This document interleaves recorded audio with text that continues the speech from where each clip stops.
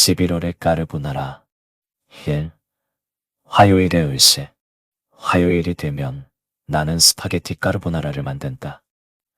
지구의 자전축이 갑자기 13.5도에서 25도로 기울어지거나 누군가 내 현관문 앞에 죽은 페르시안 고양이를 두고 가지 않는 이상 이 규칙은 변하지 않는다.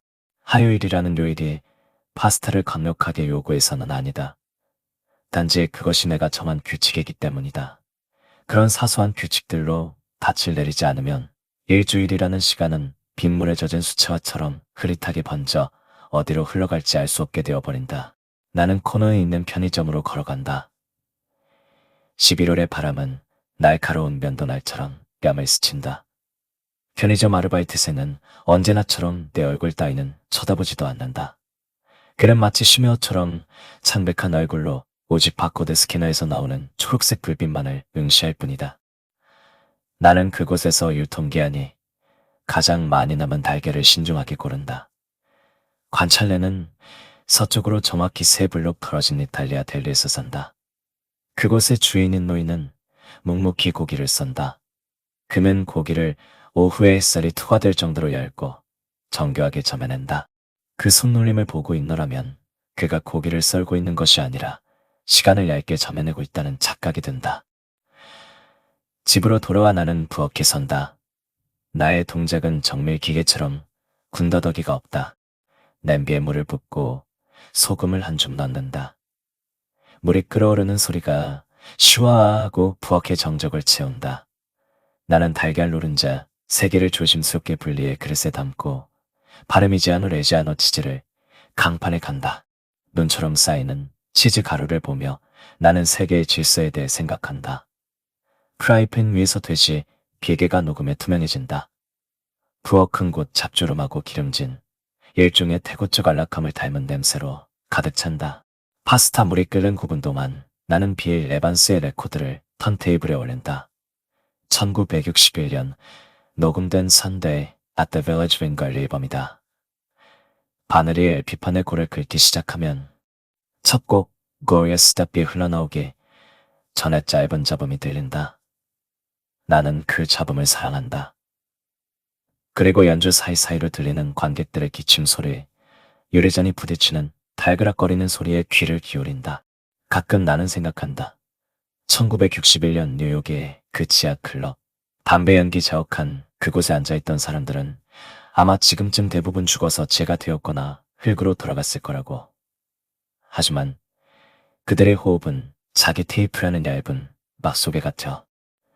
시간을 건너뛰어 2050년대 서울의 내 작은 부엌에서 영원히 반복되고 있다. 그건 일종의 불멸일까? 아니면 끝나지 않는 정벌일까? 나는 데이터 최적화 주거 유닛이라고 불리는 곳의 15층에 산다. 난동현이다. 이 아파트는 처음 들어올 때부터 경험적 완전성이라는 오호안스럽건 아래 모든 것이 구비되어 있었다. 적당히 날과 봄에 감기는 가죽 안락이자 한 번도 가본 적 없는 도시의 풍경이 그려진 캘린더, 손잡이가 쥐기 편한 프렌치 프레스 커피 메이커, 그리고 누군가 있다만 것처럼 등골이 부러진 책들. 입주 첫날 나는 김혜순 시인의 시집 갈피에서 엽서 한 장을 발견했다.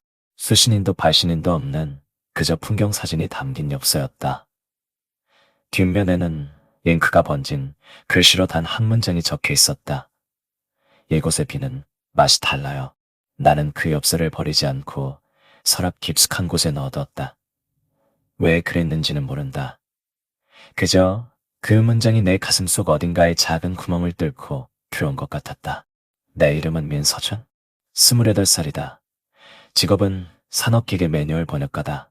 영어로 된 건조한 기술 사양서를 한국어라는 또 다른 건조한 체계로 옮기는 일이다. 이 일에는 상상력이 필요 없다. 오직 정밀함과 인내심만이 요구된다.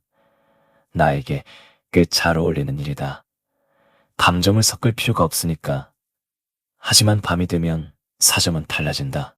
나는 존재하지 않는 언어로 꿈을 꾸고 아침에 눈을 뜨면 누군가 내 머릿속을 서랍 정리하듯 뒤적거리고 갔다는 기묘한 상실감에 시달린다. 왼쪽 귀 뒤에는 작은 흉터가 있다. 손가락 끝으로 만져보면 조약돌처럼 매끄럽고 단단한 이물감이 느껴진다. 임플란트. 내가 태어난 지 사흘 만에 이식된 것이다. 2031년 이후 태어난 모든 아이들이 거치는 통과의 일 같은 것이다.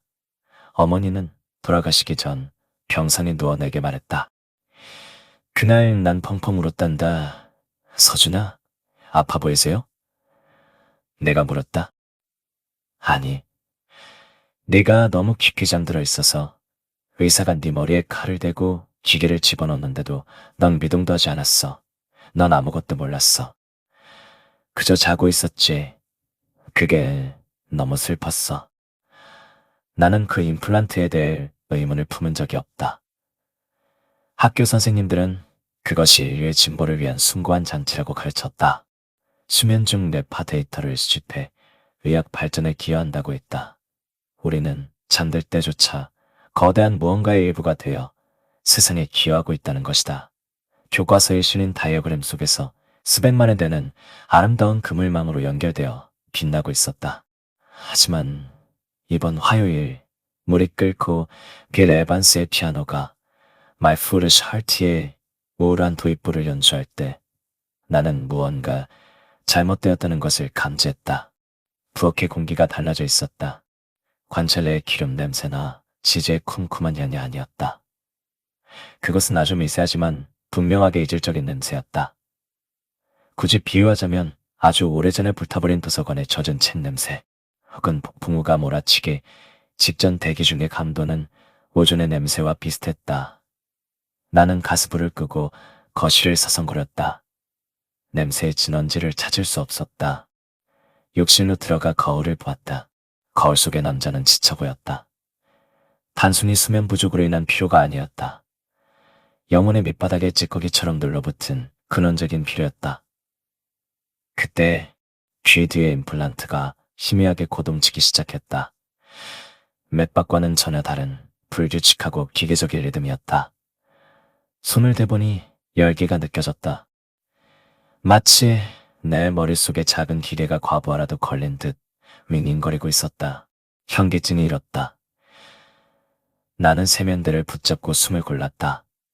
잠시 후 열기는 사라졌고 고동 소리도 멈췄다. 나는 다시 부엌으로 돌아왔다.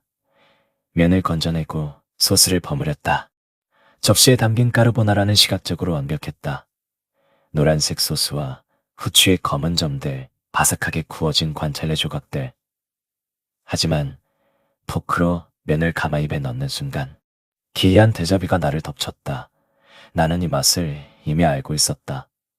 기억 속의 맛이 아니었다. 마치 이 음식을 먹는 경험 자체가 내 뇌 속에 미리 프로그래밍되어 있었고 나는 그저 입력된 코드를 실행하는 하드웨어에 불과하다는 느낌. 내가 맛을 느끼는 것이 아니라 맛을 느낀다는 데이터가 재생되고 있는 것 같은 차가운 감각. 그래도 나는 계속 먹었다. 접시를 비워야 했으니까. 빌 에반스의 피아노 선율이 부엌의 어둠 속으로 스며들었다. 창밖으로 서울의 불빛들이 하나둘 켜지기 시작했다. 그것들은 마치 거대한 회로 기판 위를 흐는 전자, 신호처럼 보였다.